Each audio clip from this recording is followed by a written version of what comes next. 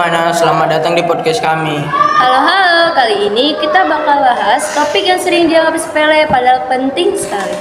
Kita akan bahas tentang sistem reproduksi manusia. Materi kelas 9 yang kadang bikin bingung, tapi sebenarnya gampang dipahami kalau dijelaskan dengan cara yang enak. Betul banget, dan hari ini kita nggak bakal cuma berdua. Ada dua narasumber yang akan membantu kita menjelaskan. Sudah hadir bersama kita, ada narasumber pertama Gabriel dan narasumber kedua Ruth. Halo, apa kabar? Halo, kabar baik. Senang bisa hadir di sini. Pertama-tama, kenapa sih kita harus belajar sistem reproduksi? Karena ini bagian dari tubuh kita sendiri. Kalau kita paham, kita bisa lebih sadar dengan perubahan saat pubertas, tahu cara menjaga kesehatan, dan menghargai proses kehidupan. Nah, sering banget ya ada mitos atau salah pengertian tentang ini. Betul, misalnya mitos seputar menstruasi atau anggapan salah tentang sperma. Jadi belajar ini bukan sekadar biologi, tapi supaya kita paham tubuh kita. Dan yang paling penting, kita jadi nggak gampang termakan hoaks. Oke, sekarang ke narasumber pertama. Bisa jelaskan organ reproduksi pria? Organ utamanya adalah testis, yang berfungsi menghasilkan sperma dan hormon testosteron. Testosteron itu hormon yang bikin laki-laki berubah saat pubertas ya? Betul, selain itu ada skrotum untuk melindungi testis, vas deferens sebagai saluran sperma, dan penis sebagai organ untuk menyalurkan sperma. Ada juga kelenjar tambahan kan? Iya, ada vesicula seminalis, kelenjar prostat, dan kelenjar kompar. Mereka menghasilkan cairan semen yang memberi nutrisi pada sperma. Boleh cerita nggak sperma itu sebenarnya kuat nggak sih?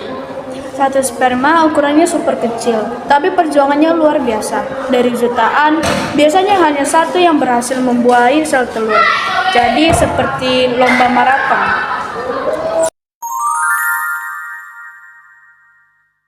Sekarang ke narasumber kedua.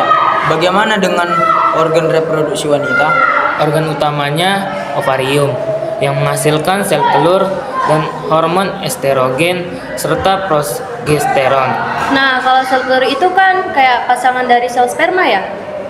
Iya, betul. Selain itu, ada tuba falopi sebagai tempat pembuahan, rahim sebagai tempat tumbuh janin, dan vagina sebagai jalan lahir serta jalur masuknya sperma. Jadi memang wanita punya organ yang banyak di dalam tubuh, berbeda dengan pria yang kebanyakan di luar. Tepat sekali.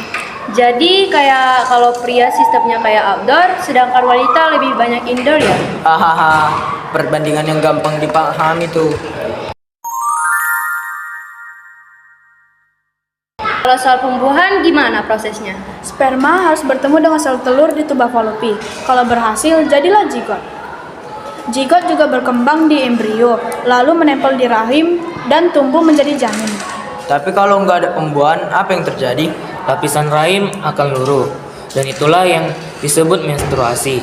Rata-rata setiap 28 hari sekali, meskipun berbeda-beda tiap orang. Jadi sebenarnya menstruasi itu tanda sehat ya? Iya, tanda sistem reproduksi wanita bekerja dengan normal. Nah, ini juga penting. Apa aja sih tanda pubertas pada pria? Suara membesar, tumbuh jakun, kumis, dada bidang, dan mulai bisa menghasilkan sperma. Kalau wanita? Mulai menstruasi, payudara membesar, pinggul melebar, dan tumbuh rambut di beberapa area tubuh. Jadi perubahan itu wajar ya? Sangat wajar, karena terjadi akibat hormon. Setiap orang punya waktunya masing-masing, jadi jangan minder kalau berbeda dengan teman. Pernah nggak sih ada yang ngalamin suara pecah-pecah waktu puber? Haha, banyak tuh. Itu normal banget. Nah, gimana caranya biar organ reproduksi kita tetap sehat? Jagalah kebersihan, misalnya rajin ganti pakaian dalam dan menjaga area tetap kering.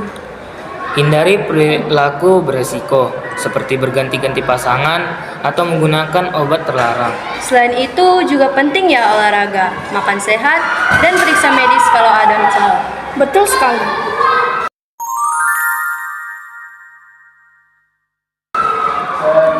Selain itu ada juga penyakit yang bisa menyerang organ reproduksi kan? Iya, misalnya infeksi saluran reproduksi, kanker serviks, atau penyakit menular seksual. Tapi jangan takut, banyak yang bisa dicegah dengan menjaga kebersihan, vaksinasi, dan pola hidup sehat. Oke, sekarang bagian yang seru. Mitos atau fakta? Mitos atau fakta? Perempuan nggak boleh keramas saat menstruasi. Mitos, itu salah. Justru menjaga kebersihan penting saat menstruasi. Mitos atau fakta? Pria yang olahraga berat bisa mandul. Mitos, faktanya olahraga itu baik asal tidak berlebihan yang membuat suhu testis terlalu panas. Fun fact, sperma yang keluar dari itu jutaan, tapi biasanya cuma satu yang berhasil membuahi sel telur. Betul, jadi perjuangan sperma itu kayak lagi lomba maraton. Nah, kita coba jawab pertanyaan yang sering muncul dari pelajaran. Pertanyaan pertama, kalau setelah menstruasi selalu berarti hamil? Enggak selalu. Bisa karena stres, pola makan, olahraga berlebihan, atau masalah hormon. Pertanyaan kedua, apakah mimpi basah itu normal? Normal banget, itu salah satu tanda pubertas pada laki-laki. Wah, ternyata banyak sekali yang kita bahas hari ini. Mulai dari organ, proses pembuahan, pubertas, sampai mitos yang sering kita dengar. Intinya, mengenal tubuh sendiri itu sangat penting. Supaya kita bisa menjaga kesehatan dan menghargai proses kehidupan. Dan jangan malu bertanya soal tubuh kita, karena itu bukan hal yang tabu. Semoga obrolan ini bermanfaat buat teman-teman semua. Oke, sampai ketemu di podcast berikutnya. Dadah. Bye-bye. Tuh, kalau